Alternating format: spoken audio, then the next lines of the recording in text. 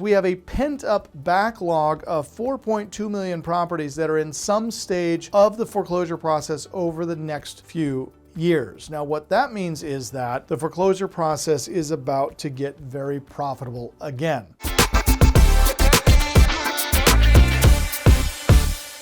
Have you ever purchased a piece of property at a foreclosure auction? Simply type into the chat yes or no. Have you ever purchased a piece of property at a foreclosure auction? No. There's a yes. Yes, no, good. No, a lot of no's. Yes, just brought a property last week. That was Alan Lovett. Oh, good. Okay. Mark has bought one, but overall, audience is a lot of no. So are we tracking like 98 percentile? Pretty close to that. Oh, Okay. Here's one with Lee's help. Oh, they bought one with my help? Yep. Okay, good. Excellent, I like that. Okay, so a lot of no's. Well, if you haven't, your time is coming. Now, I want to give you guys some statistics to be aware of, because this is what's really driving tonight's topic, is market. And as the market is cycling, we need to be aware of what's happening and how to take advantage of those things.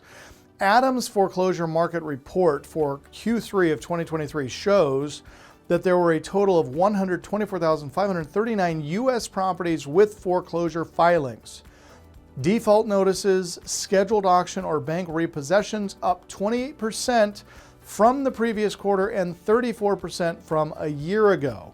Now, if you look at this slide, we see the U.S. properties with foreclosure filings peaked. Right here, you can see the peak of the pandemic. This is 2008 through about 2011. This is where foreclosure filings were at their peak. And then you can see where they were at their lowest, and that was Q3, between Q1 and Q3 of 2020. This is also where we saw the nationwide moratorium on foreclosure. And if you're wondering why we're seeing an uptick in 2021, 2022, 2023, when we had this moratorium, is you got to be aware the moratorium only applied to owner-occupied deals or property. So it wasn't that foreclosures weren't occurring during 2023.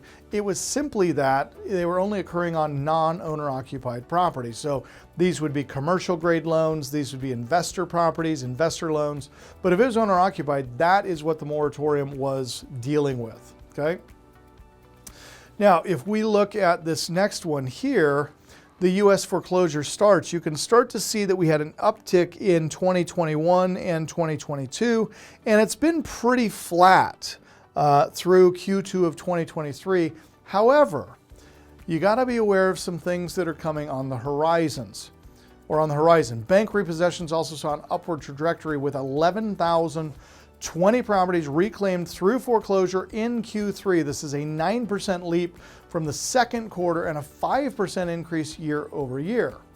The time taken to finalize foreclosures witnessed a significant reduction, averaging 778 days, the shortest span since Q2 of 2020. Now, what this tells you is all of the moratoriums and the stalls on foreclosure proceedings, all of those have pretty much been eliminated. So we are back to normal as what it relates to the timeline to foreclose.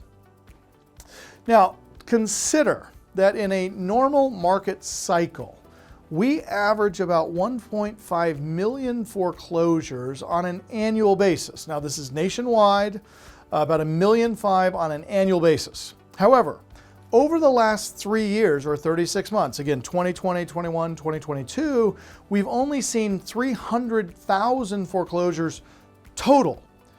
Now, what that means is we have a pent-up backlog of 4.2 million properties that are in some stage of the foreclosure process over the next few years. Now, what that means is that the foreclosure process is about to get very profitable again.